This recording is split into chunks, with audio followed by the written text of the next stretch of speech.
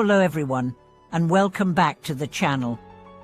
I'm really happy to be here with you again today, and I appreciate your willingness to pause and go deeper into your inner life. Today, we'll be exploring something very practical and deeply transformative: how to apply the principles of calm abiding and insight, also known as Chamath and Vipassana, in your everyday life.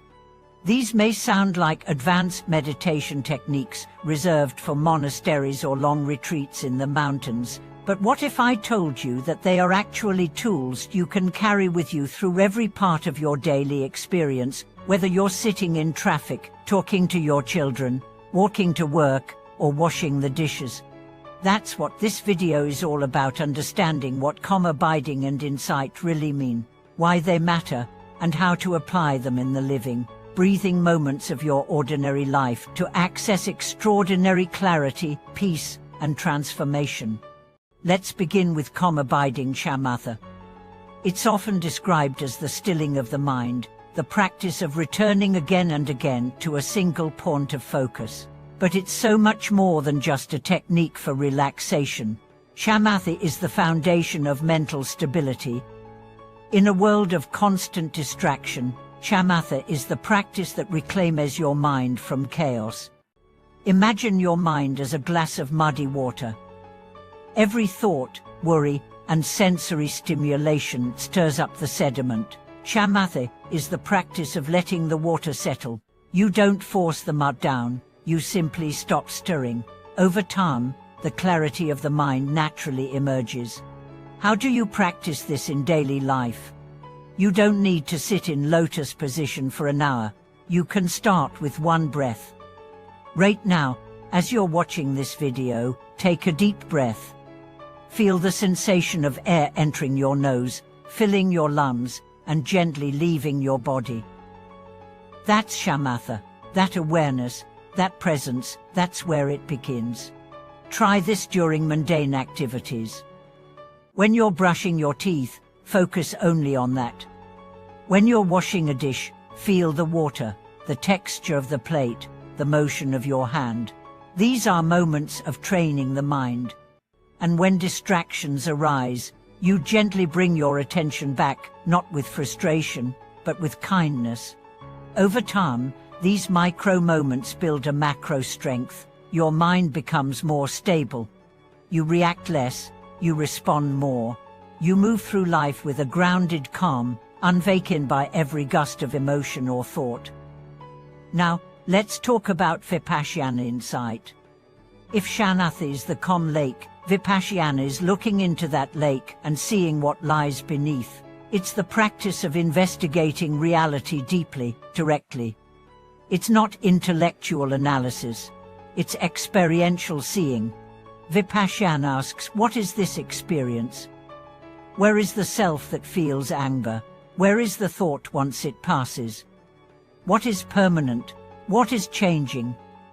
It is the inquiry that reveals impermanence, interdependence, and emptiness, not as concepts, but as living truths. This practice can begin in the simplest of ways. For example, the next time you feel anger rise, don't act on it, don't suppress it either. Just watch it. Feel where it sits in the body. Notice how it changes from moment to moment. Ask, what is this? Not with judgment, but with curiosity. What you'll discover is that no emotion is solid, every affliction is impermanent. Insight begins to dawn, not as an idea, but as a direct experience. In daily life, Vipassana can be practiced in every interaction. Someone insults you. The automatic mind reacts, but the trained mind pauses, breathes, and asks, what is this discomfort? What belief has been touched? Is this anger real? Who is the me that has been insulted? This is not abstract, it's freedom. Because every time you inquire, you create a gap between the stimulus and the response. And in that gap is your liberation. Oh, now, the magic happens when Shamatha and Vipassana work together. Shamatha gives you the calm and stability to stay present. Vipassana gives you the clarity and insight to penetrate truth. Together, they cut through illusion. Let me give you an example from a real-life story.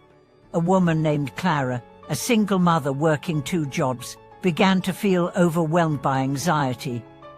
She tried medication, therapy, and endless to-do lists, but nothing touched the root.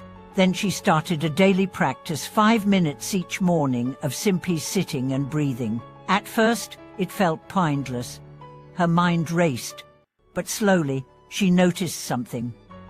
The anxiety wasn't a solid block, it was a pattern, a wave. She began to name it, to watch it, to feel its rise and fall. She stopped being afraid of it. One day, in the middle of a stressful work meeting, she felt a wave of panic rise. Instead of reacting, she paused, remembered her breath, and watched it pass. "It's just a wave," she whispered to herself. That moment changed everything. Clara still had a busy life, but she no longer lived in bondage to it. Her mind was her own again. This is the promise of daily shamatha and vipassana: not escape, but empowerment; not detachment, but presence. So how do you bring this into your life right now? Start small. Choose one anchor. It can be your breath, a sound, a physical sensation. For 1 minute every hour, return to it. That's your shamatha. Then, choose one question. What am I feeling? Where is this coming from? Is this thought true? Ask it gently. That's your vipassana. Create rituals. Morning coffee. Use it to return to breath. Walking to the store. Use each step as an anchor. Listening to a friend. Practice full presence. Let your life become your practice. And when you fail, as you will, don't punish yourself. Smile. Begin again. The mind is like a child. It needs gentle discipline, not harshness. Every return is a victory. Over time, you'll notice something extraordinary. The world doesn't change, but your relationship to it does. Traffic no longer ruins your day. Criticism no longer chatters your peace. Success no longer inflates your ego. You live with a soft heart and a sharp mind. You begin to taste freedom, not on a mountain, but in your living room. Not in retreat, but in routine. This is what the Buddha meant by training the mind. This is what all masters point to. It's not far, it's not complicated, it's not mystical. It's here, it's now. It's the breath you are taking, the thought you are watching, the stillness behind the noise. Thank you for watching this video. I hope this invitation into the practice of calm abiding and insight inspires you to bring more presence, more clarity, and more peace into your life. If you've tried shamatha or vipassana, or have questions about starting, share your experience in the comments. Your story might be the light someone else needs. Don't forget to like this video, subscribe to the channel, and click the bell so you'll never miss another journey into truth. Until next time, be still, see clearly, and walk gently through the world.